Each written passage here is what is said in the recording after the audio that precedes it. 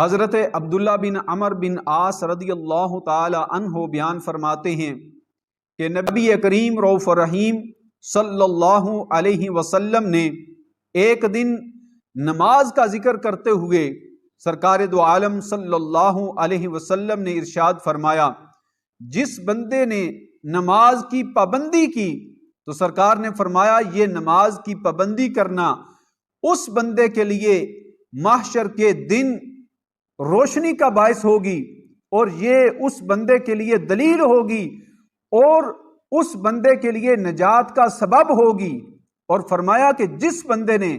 معاذ اللہ نماز کی حفاظت نہ کی اس بندے کے لیے میدان محشر میں نہ ہی نور ہوگا، نہ ہی اس کے لیے برہان دلیل ہوگی، اور نہ ہی اس بندے کے لیے نجات ہوگی۔ اور سرکار صلی اللہ علیہ وسلم نے فرمایا کہ اس بندے کو محشر کے دن فرعون کے ساتھ، حامان کے ساتھ، قارون کے ساتھ، ابی بن خلف کے ساتھ اس بندے کو کھڑا کیا جائے گا۔ تو معاذ اللہ استغفر اللہ کھڑا ہونا سرکار صلی اللہ علیہ وسلم کی